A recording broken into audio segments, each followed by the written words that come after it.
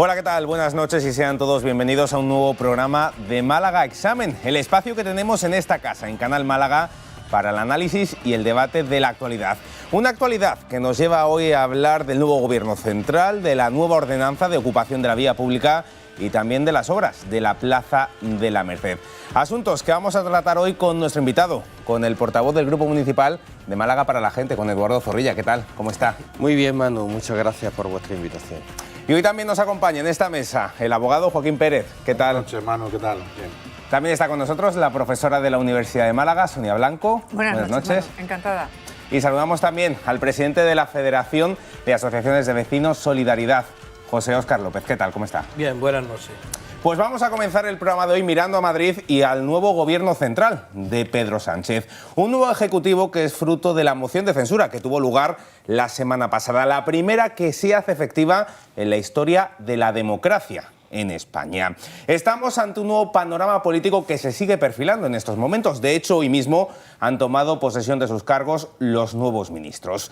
Dicho esto, la primera pregunta que lanzo en el programa de hoy es cómo valoran este nuevo panorama político y cómo creen que va a afectar a la ciudad de Málaga. Eduardo, adelante. Bien, yo contra las críticas que se ha hecho, yo creo que la moción de censura que ha puesto a Pedro Sánchez en el gobierno y que ha sacado al anterior presidente Mariano Rajoy es plenamente legítima. Es legítima constitucionalmente porque es un mecanismo previsto en nuestra Constitución, pero además desde un punto de vista de legitimidad de la representatividad popular, que también se ha aludido, pues los partidos que han votado, los grupos parlamentarios que han votado a favor de esa moción de censura suman más de 12 millones de votos. En contra han votado partidos que suman 11 millones de votos. Pero además hay una razón fundamental, que es de higiene democrática. Yo creo que un partido en cuyos altos cargos, dirigentes, muchos ministros destacados de los últimos gobiernos han sido condenados a toda la gama de delitos de corrupción que contempla el Código Penal, cohecho, prevaricación, tráfico de influencia, etcétera.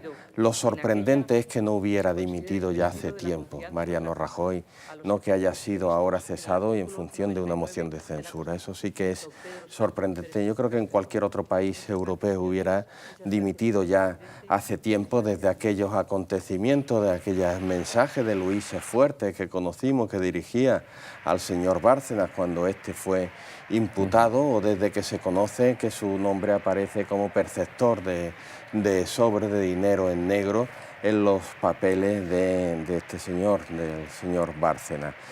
El nuevo gobierno que ahora se presenta, pues es cierto que tiene un panorama muy difícil y que además lo afronta con debilidad, con un grupo parlamentario de 85 diputados y diputadas.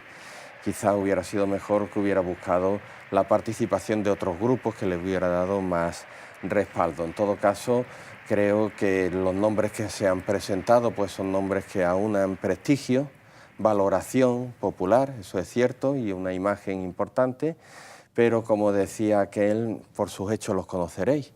Y ahora es donde se verá pues, la actuación y el hacer de este gobierno con un panorama muy difícil, porque los últimos años de gobierno del Partido Popular han sido los años del aumento de la precariedad en España, de la bajada de salarios, del retroceso democrático, de la ley Mordaza, del encarcelamiento de personas por usar la libertad de expresión, raperos que han sido encarcelados por sus letras, para escándalo de toda Europa, en cuya prensa europea, no en la española, pero en la prensa europea se preguntan si es España una verdadera democracia, y han sido también el gobierno pues, del callejón sin salida que nos ha conducido con el conflicto de Cataluña, donde cortó todas las vías de diálogo para haber encauzado este conflicto por las soluciones políticas. ¿Y en esta parte de la mesa qué opinan? Sí, vamos, yo escucho a Eduardo y parece que no ha vivido en España en los últimos tiempos, ni ha vivido en la España de la crisis, la España de la herencia, de la fatalidad económica, y no ha vivido en la España del progreso de los últimos años. Pero bueno, vamos a valorar el nuevo gobierno. Y yo creo que es un gobierno, lo que mal empieza, mal acaba. Y ya ha empezado a acabar mal. Es decir, sus propios socios de gobierno, Podemos, el partido con el que confluís en todo, ya había empezado a criticar al gobierno.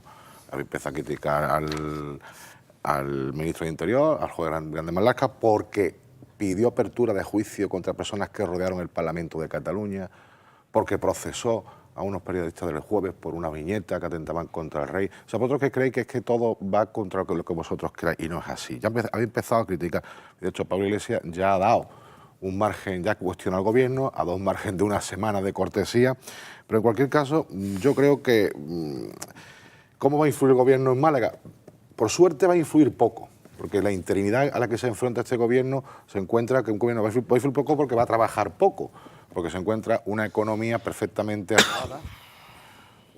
La economía es como la maquinaria de un reloj, tarda mucho en ponerse en marcha y mucho en pararse, y ahora mismo la economía está perfectamente, la máquina funcionando, los presupuestos del Partido Popular aprobados, con lo cual este gobierno no tiene que hacer nada más que, como siempre ocurre, la izquierda llega para gastarse lo que la derecha ahorra, y cuando la izquierda ya deja las cuentas bajo cero, tiene que llegar el Partido Popular para sanear las cuentas. Yo creo que hay que darle un margen de confianza al gobierno. Efectivamente, como bien dice Eduardo, la moción de censura es legítima, es constitucional, ¿vale? Pero no tenemos que olvidar una cosa.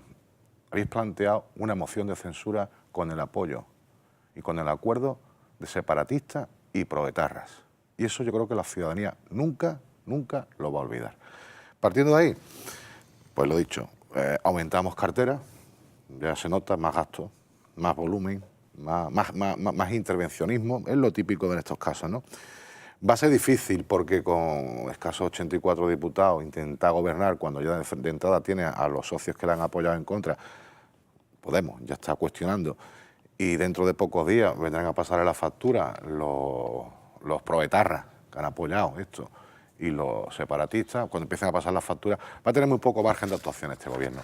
En Málaga, bueno, esperamos que se siga manteniendo la creación de empleo, que se seguirá manteniendo por la política económica que ya está rodada y está en inercia, va a seguir, que se sigan creando, como se han creado últimamente con el gobierno de Rajoy, 110.000 empleos, que se sigan dando de alta en el último año casi 4.000 autónomos nuevos con la ley de autónomos. Esperamos que todo siga igual, pero en cualquier caso hay que dar tiempo y, como digo, esperemos que trabajen poco porque se lo han encontrado todo hecho. Cuanto menos trabaje, mejor irá la economía.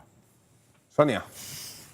Bueno, yo podría estar un poco de acuerdo o un poco en desacuerdo con los dos, ¿no? Porque, bueno, yo creo que al menos debemos dejarle, ya no digo 100 días, que es lo tradicional en estos casos con un nuevo gobierno, vamos a dejarle 10 días por lo menos a ver qué dicen que van a hacer. Pablo Iglesias va a dejar una semana. Tú has dicho una semana, ya la cosa va mejorando, ¿no? Puedo estar de acuerdo contigo en que verdaderamente es muy duro que un gobierno acceda o que un presidente acceda a la presidencia del gobierno con el apoyo, en este caso, de separatistas. Pero a mí me parece igualmente duro que tengamos un presidente en unos papeles de corrupción, con su nombre y sus apellidos. Y eso no lo podemos olvidar. No se ha echado a este presidente por su mala gestión o por su buena gestión, se le ha echado por una sentencia de un caso de corrupción. Y eso es lo que ha unido a todo el resto de la Cámara para que esa moción de censura, que en otras condiciones habría sido imposible que se llevara a cabo.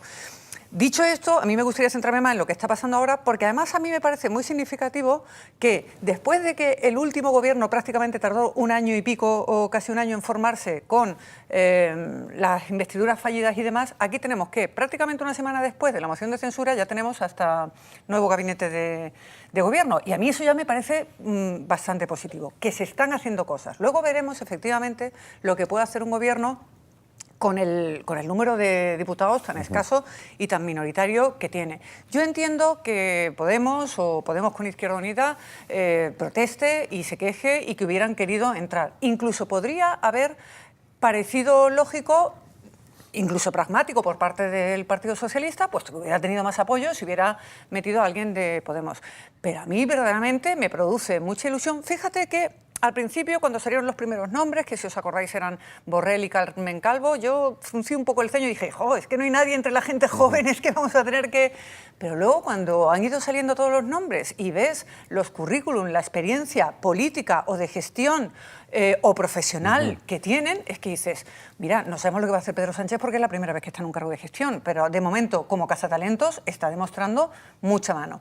Y sobre todo, a mí lo que me parece es que, salvo alguna cosita, lo que está poniendo es a gente muy preparada en cada puesto, independientemente de su color político, o independientemente, más que de su color político, digamos, de su amistad dentro del partido, o de... No parece que esté devolviendo favores, sino que se está rodeando de verdaderos expertos. O vamos a decir expertas en este caso, porque afortunadamente tenemos muchas más ministras, que eso es algo de lo que también me gustaría que habláramos, porque ojalá no fuera algo que hubiera que significar, pero sí hay que significar que somos el gobierno con más mujeres en todo el mundo. Y independientemente de que eso es muy importante, no solo hay que ver que son muchas mujeres, sino que son unos pedazos de mujeres con unos pedazos de currículum que no tienen nada que envidiar a cualquier otro candidato que se les hubiera podido poner al lado, ¿no?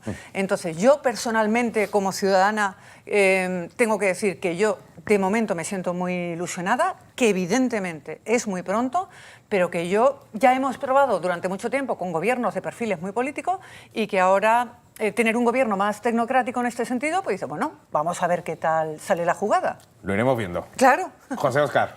Sí, vamos a ver, lo bueno que tiene de hablar el último es que, excusando a los compañeros y a las compañeras y compañeros, ahora hay que tener mucho cuidado también con el lenguaje... Y con el orden. Y con el orden. Dice que el orden no altera el factor, en este caso me parece que lo altera. Pero bueno, habiendo excusado a las intervenciones anteriores e intentando ser un poquito objetivo, primero vamos a preguntarnos qué hubiera pasado si como hemos hablado con el caso de corrupción y todo lo que le ha pasado al Partido Popular, ningún partido político con representación en la Cámara hubiera planteado una moción de censura. Claro. ¿Qué hubiera pasado entonces? ¿Que a todos se lo hubiera acusado de mantener a un partido corrupto? Entonces, de hecho, por simple limpieza e higiene democrática de lo que es la Cámara, que representa a todos los españoles, desde el punto de vista de los vecinos, entendemos que se ha hecho bien en presentar la moción de censura, porque es que no tenían otra salida. Algo había que hacer, porque si no pagamos justo por pecadores. Nosotros entendemos que la situación ahora es de enriquecimiento porque tenemos una Cámara muy plural, donde evidentemente cada partido político va a representar a españoles y a españolas y a españoles, y por lo tanto creemos que sí va a haber un diálogo permanente. Va a haber un diálogo permanente por lo que estamos hablando, porque el partido que ha accedido al gobierno tiene 84 diputadas y diputados, y evidentemente para sacar cualquier ley que afecte al conjunto de la nación, pues tienes que hablar, dialogar, consensuar. Y eso... pero eso es una de las cosas que le hemos oído a los ministros que han ido tomando posición. Eso es. ¿No? Diálogo y consenso. Lo han mencionado mucho. Diálogo y consenso. Y siempre, y últimamente en la calle estaban las quejas del bipartidismo, que no había una representación plural. Pues ahora ya la tenemos. Ahora tenemos que ser consecuentes con lo que decimos y tenemos que dejar a trabajar a los representantes del pueblo. Hombre, evidentemente se ha hecho con un equipo fuerte, se ha hecho un equipo fuerte, superficialmente de cara a la galería, pues bueno, superficialmente, con un currículo ejemplar en cada ministerio, pero superficialmente en el sentido que no tienen nada que ocultar y que lo que pretende es pues eliminar esa falta de libertad que todo el mundo estamos llorando. Ahí tenemos la ley Mordaza, tenemos los recortes sanitarios, tenemos los recortes de educación. Si ahora intentan eliminar e intentan solucionar ese desgaste en políticas sociales que nos afecta al conjunto de la población, a todos, a los que votan a la derecha y a los que votan a la izquierda y a los que votan en el centro, si es que hay centro, porque yo dudo mucho que haya centro, bienvenido sea todo. Es un gobierno de transición, estamos en mitad de la legislatura. Y una cosa que no me gustaría olvidar, y es el talante que ha tenido nuestro presidente del gobierno al aceptar unos presupuestos que no han salido de su grupo, por el bienestar del Estado y de los ciudadanos. Y por lo tanto, eso de que dice el compañero Joaquín, de que se va a paralizar todo, que... Yo no he dicho eso, ¿eh? O que lo que has dicho, que yo he podido entender mal. Todo lo contrario, que están los presupuestos en marcha y que la economía va a funcionar perfectamente. Eso es. Porque ya se han sentado las bases. Porque se han sentado las bases de la recuperación entonces económica. Ahora pues vamos a ver si los gestiona, si gestiona bien esos presupuestos, y vamos a ver si los negocia. No, ya está negociado. Pues no sí, tiene que negociarlo. Pero se puede, a la hora de ejecutar, puede haber modificaciones para mejorar. De hecho, el Partido Serían Popular los en el primeros Senado... que cumplieran íntegramente con un presupuesto. Y ya voy a terminar. De eso, el Partido Popular en el Senado ahora quiere modificar los presupuestos. Sí. Porque antes eran inmejorables y ahora son mejorables, siendo los presupuestos que ellos han presentado. Bueno, yo al representante de aquí de la Federación Solidaridad le voy a decir que los presupuestos antes eran los peores y ahora son los mejores. Pero bueno, antes pero ¿cuándo te refieres antes? ¿Hace un siglo, hace 20 años? No, hace mes y medio. Pero cuando hablas de recortes en sanidad, en educación, entérate. Esos son los recortes de la Junta de Andalucía. No, perdona, no vayamos a entrar en debate. Pero se recortan los presupuestos generales. Yo creo que los presupuestos generales que llegan a las comunidades se recortan. Y entonces hay que hablar o de calidad del servicio. Perdona, yo creo que o de estás desviando el tema y los presupuestos de educación y sanidad son los que aplica la Junta de Andalucía con su financiación.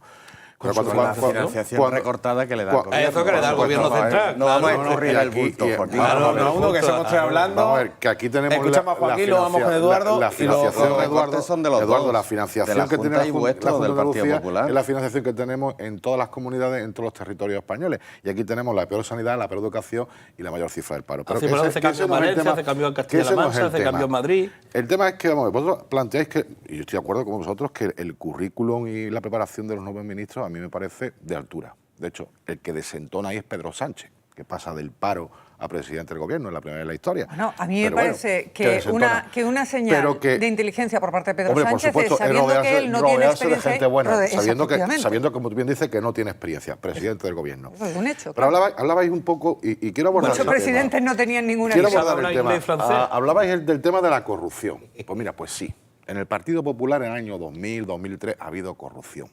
Y eso no enorgullece a nadie del Partido Popular. A nadie. Como en el Partido Socialista, hay sentados presidentes en un banquillo y hay corrupción.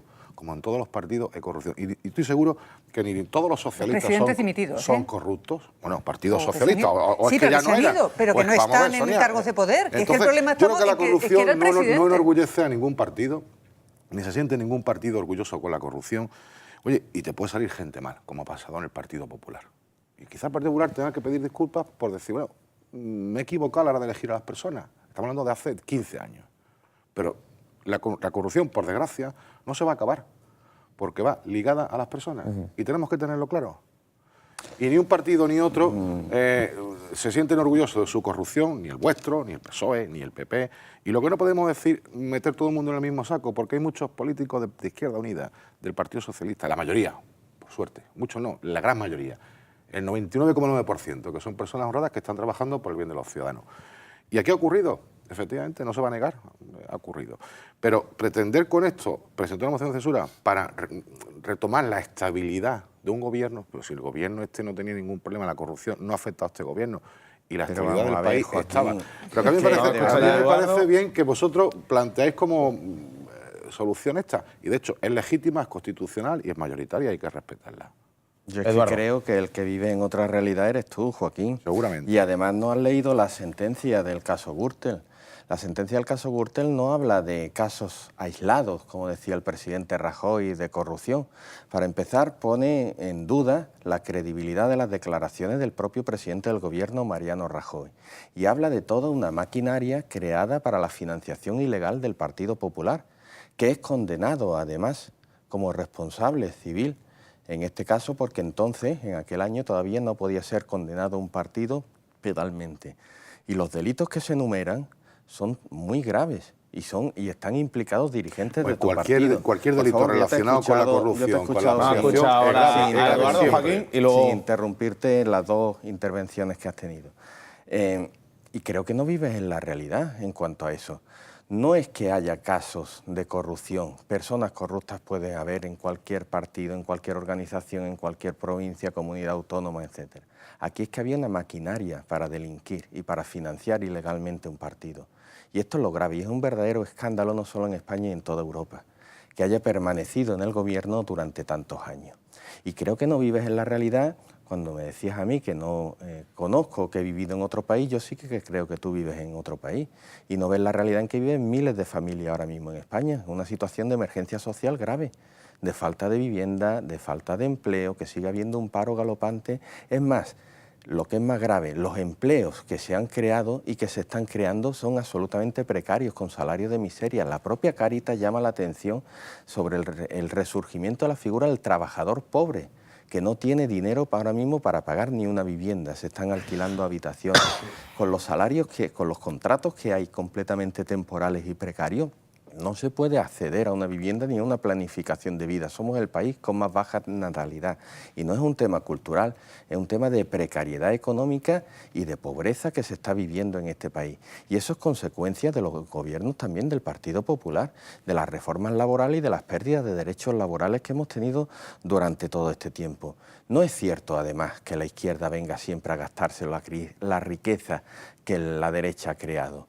En España no es todo lo contrario. En España ha sido así, y junto a España, muy cerquita de aquí, estamos viendo el ejemplo de Portugal, donde gobernando tres partidos de izquierda, el Partido Socialista, el Partido Comunista y el Bloco de izquierda, pues se están mejorando las cifras económicas, la creación de riqueza, el Producto Interior Bruto y la renta per cápita, subiendo los salarios, siguiendo un camino completamente contrario que al que aquí se ha seguido, que ha aumentado la desigualdad, aumentando la riqueza de unos pocos y la pobreza de una mayoría. Aquí lo que ha unido a todos los partidos ha sido echar a un presidente y a un gobierno corrupto, con todas las diferencias e incompatibilidades. Nosotros no tenemos nada que ver ni planteamos las mismas cuestiones que plantean los partidos independentistas. Por cierto, partido independentista no sé si hay que también contar o entender como tal al Partido Nacionalista Vasco, al que hace poco elogiabais su responsabilidad de Estado porque apoyaba vuestros presupuestos. Y la verdad es que ahora el papel que está adoptando tu partido, el Partido Popular, con una rabieta infantil de decir voy a enmendar mis propios presupuestos porque ahora se va a enterar este gobierno, nosotros apoyamos a este gobierno, hubiéramos preferido que hubiera incluido miembros de otros partidos. Pero lo dijimos cuando la moción de censura, lo apoyamos sin condiciones porque se trata de echar a un partido corrupto del gobierno. Y si se producen críticas, se han podido producir, nos pueden gustar más unos o nos pueden gustar menos, pero el apoyo es total ahora mismo a este gobierno y la colaboración es la mano tendida para intentar sacar adelante los problemas graves que tiene España en este momento. Pues con la declaración de Eduardo hacemos una pequeña pausa publicitaria y enseguida volvemos. No se vayan, hasta ahora.